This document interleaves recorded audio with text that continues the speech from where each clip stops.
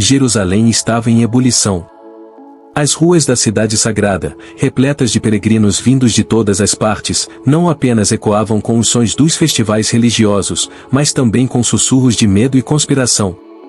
Nas sombras dos grandes muros do templo, os líderes religiosos tramavam algo muito maior do que simples estratégias políticas, planejavam a queda de um homem que desafiava tudo o que eles representavam.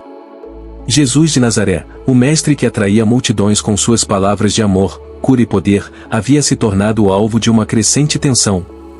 Seus ensinamentos desafiavam as tradições antigas, abalavam a estrutura de poder e expunham a hipocrisia dos que governavam.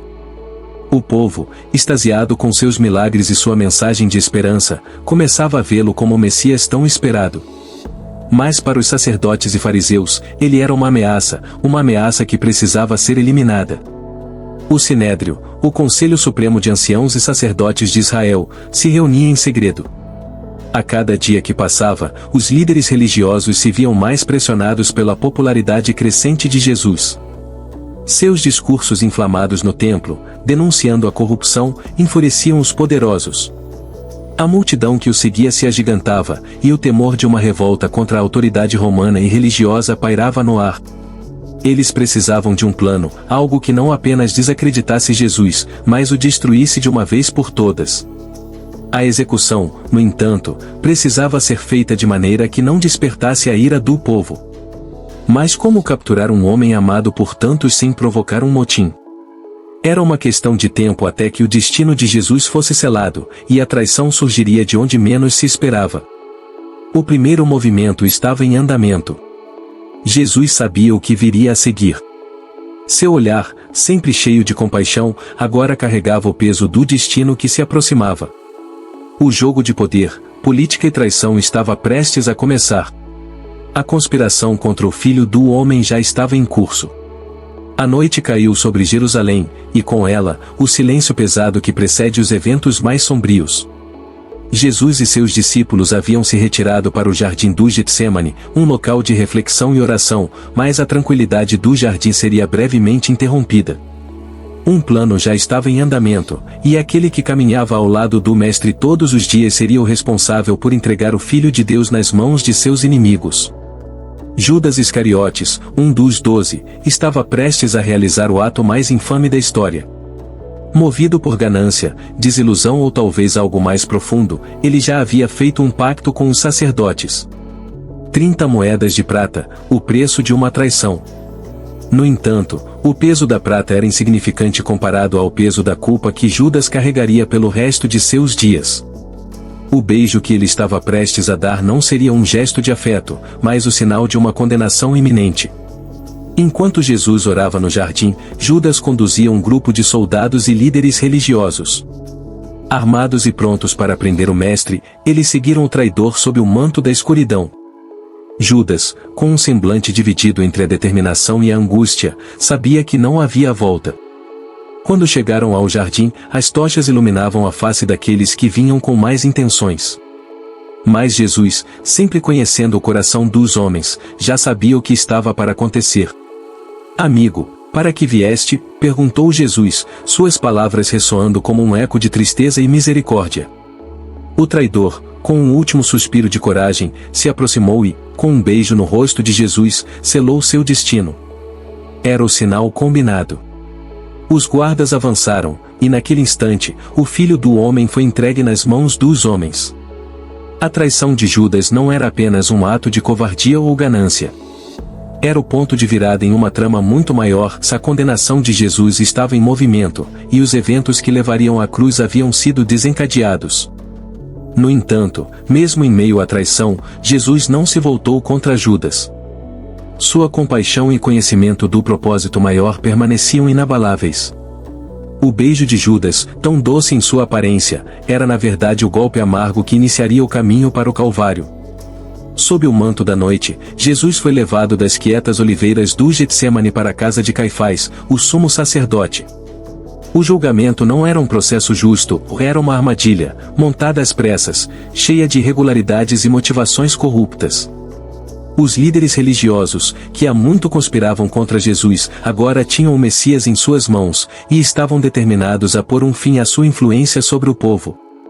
O Sinédrio, o conselho que deveria representar a justiça em Israel, se reuniu de forma clandestina, à noite, uma violação clara das próprias leis que deveriam defender.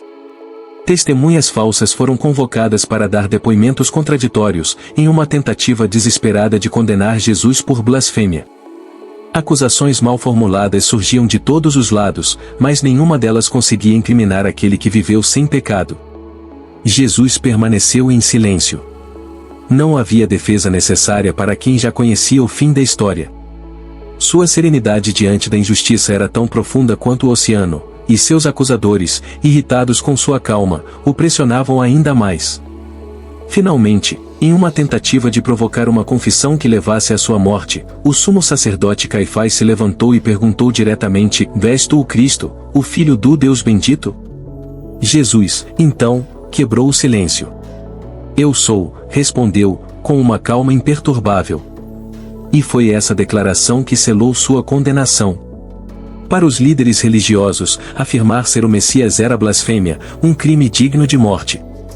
Para Jesus, era a verdade, a razão pela qual ele havia sido enviado.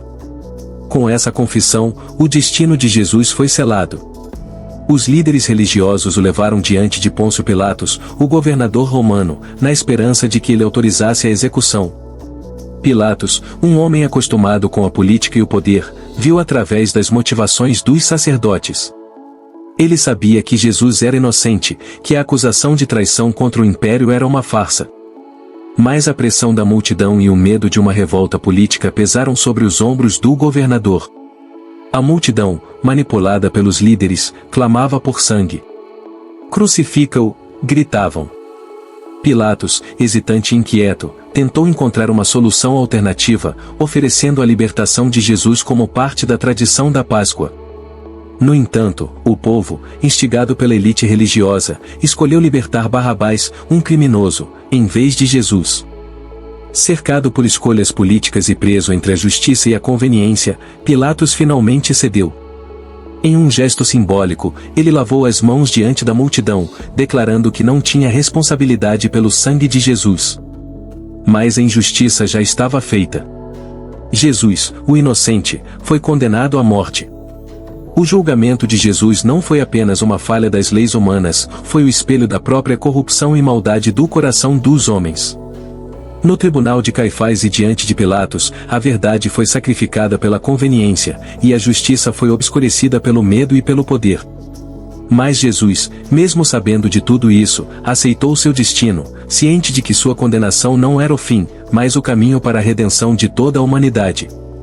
Com a sentença de morte decretada, o sofrimento de Jesus estava apenas começando.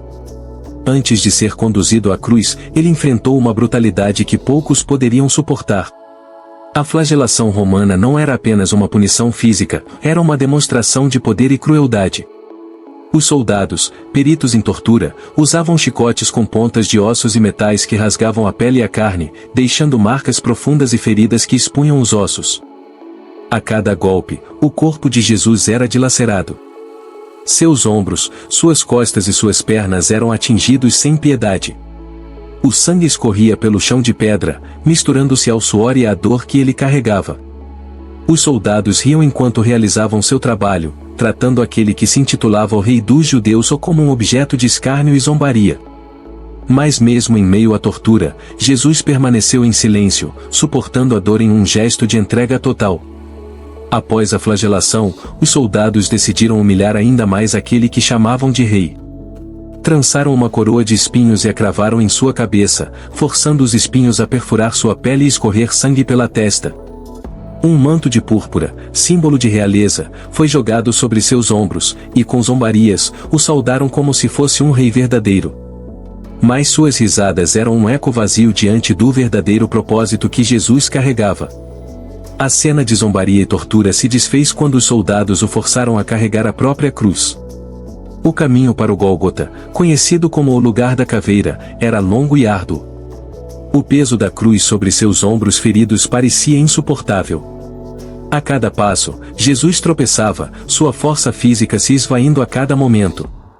A multidão que acompanhava o cortejo incluía curiosos, soldados romanos, e alguns de seus discípulos, que observavam em silêncio, sem poder fazer nada. Em certo ponto, Jesus já não conseguia mais carregar a cruz. Sua exaustão era completa. Então, os soldados forçaram Simão de Cirene, um homem que passava pelo local, a ajudá-lo a carregar o madeiro.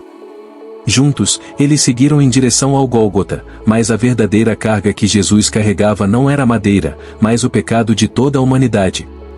O caminho ao Gólgota era mais do que uma caminhada física, era a jornada da redenção, onde o Messias, rejeitado por seu próprio povo, sofria não apenas pelos justos, mas pelos injustos. A cruz, símbolo da morte mais humilhante e dolorosa que os romanos poderiam imaginar, se tornaria o altar do sacrifício mais poderoso de todos os tempos. Ao chegar ao Gólgota, a hora da crucificação se aproximava. Mas cada passo, cada gota de sangue derramada no caminho, tinha um propósito. Era a culminação de um plano divino, onde a dor e o sacrifício de um só homem trariam a salvação para muitos. Ao chegar ao Gólgota, a cena já estava preparada. O céu, antes ensolarado, começou a se escurecer, como se o próprio universo reconhecesse a gravidade do que estava para acontecer. Jesus, exausto e sangrando, foi deitado sobre a madeira áspera da cruz. Os soldados romanos, insensíveis ao sofrimento que haviam causado, começaram o cruel processo de pregar suas mãos e pés. O som metálico dos cravos perfurando a carne de Jesus ecoou pela colina, cada golpe marcando o início de um sacrifício que mudaria para sempre a história da humanidade. A cruz, erguida no centro de dois ladrões, projetava a sombra da condenação sobre o solo. No entanto, aquela cruz não representava a derrota, mas a vitória suprema de um plano de redenção que transcenderia o tempo e o espaço. O povo que se aglomerava ao redor da cena era uma mistura de curiosos, incrédulos e devotos. Alguns zombavam, rindo do rei dos judeus, o que agora se encontrava em uma posição de total vulnerabilidade. Outros, em silêncio, choravam, reconhecendo que ali, naquele momento, algo muito maior do que eles podiam entender estava acontecendo. Mas no meio de todos, estavam os próprios líderes religiosos, satisfeitos por terem, finalmente, conseguido o que queriam, a morte de Jesus. Jesus, porém, não se curvou ao ódio e à dor. No meio de seu sofrimento, ele olhou para aqueles que o condenaram e proferiu palavras que ninguém esperava ouvir: Pai, perdoa-lhes, pois não sabem o que fazem. Mesmo pendurado na cruz, ele estendeu graça àqueles que o crucificaram, mostrando que seu sacrifício era para todos, inclusive para aqueles que o odiavam. As horas se passaram, e a agonia da crucificação tornou-se insuportável. O corpo de Jesus, agora esticado e preso à madeira, começava a sucumbir à falta de ar e à dor. Ao seu lado, os ladrões também sofriam. Um deles, movido pelo orgulho, desafiava Jesus: se és o Cristo, salva-te a ti mesmo e a nós. Mas o outro ladrão, em um ato de arrependimento, clamou por misericórdia: lembra-te de mim, quando entrares no teu reino. Jesus, com a mesma compaixão que sempre demonstrou, respondeu: em verdade te digo que hoje estarás comigo no paraíso. Mesmo nos últimos momentos de sua vida, Jesus estendia salvação àqueles que o buscavam de coração sincero. E então, após horas de dor e sacrifício, o clímax da redenção chegou. Jesus, levantando os olhos ao céu, clamou: está consumado. Com essas palavras, ele declarou o fim da dívida da humanidade, o cumprimento de sua missão. O véu do templo, que separava o homem da presença de Deus, foi rasgado de alto a baixo, simbolizando que, através da morte de Jesus, o caminho para Deus estava aberto. Jesus entregou o Espírito, e o mundo, naquele momento, mudou para sempre. A cruz, antes símbolo de maldição e condenação, agora se tornava o maior símbolo de amor e redenção. Naquele momento, a salvação foi conquistada. A crucificação de Jesus não foi apenas um momento de dor física, foi uma expressão profunda de redenção e amor. E, mesmo nos últimos suspiros, suas palavras ecoavam com um significado eterno. Cada frase proferida na cruz revelou um aspecto mais profundo de sua missão e de seu relacionamento com Deus e com a humanidade. Quando Jesus clamou: Pai, perdoa-lhes, pois não sabem o que fazem, ele não estava apenas pedindo por seus executores. Suas palavras transcendiam o momento, abraçando toda a humanidade. A crucificação foi o ápice da injustiça, mas Jesus, em vez de condenar, estendeu o perdão. Esta foi a primeira lição do Calvário: mesmo nas profundezas da traição e do ódio, a graça sempre pode prevalecer. Mas o sofrimento físico e espiritual de Jesus era imenso. Quando ele exclamou: Deus meu, por que me desamparaste? Muitos se perguntaram o que essas palavras realmente significavam. Não era uma dúvida sobre seu propósito ou missão, mas uma expressão do peso do pecado que ele carregava naquele momento. A separação que o pecado causa entre o homem e Deus foi experimentada por Jesus na cruz, de modo que a humanidade nunca mais precisasse passar por isso. E então, após horas de agonia, chegou o momento final. Está consumado, declarou Jesus, não com um grito de derrota, mas com o clamor de uma missão cumprida. Essas palavras ressoaram como a conclusão de um plano divino que havia começado antes da fundação do mundo. A redenção havia sido conquistada, a dívida da humanidade havia sido paga, e o sacrifício estava completo. Finalmente, suas últimas palavras: Pai, em tuas mãos entrego o meu espírito. A confiança absoluta de Jesus em seu Pai Celeste foi manifesta em seus momentos finais. Ele não foi uma vítima, mas o Cordeiro que entregou voluntariamente sua vida, sabendo que a morte não seria o fim. Ao confiar seu espírito a Deus, Jesus selou o destino da humanidade, garantindo que, por meio dele, o caminho para a vida eterna estava aberto. O legado de Jesus na cruz não foi apenas de sofrimento, mas de esperança, perdão e amor. Suas últimas palavras são o eco eterno da vitória sobre o pecado e a morte. E através delas, a humanidade encontra o caminho de volta para Deus, um caminho pavimentado pelo sacrifício daquele que morreu para que todos pudessem viver.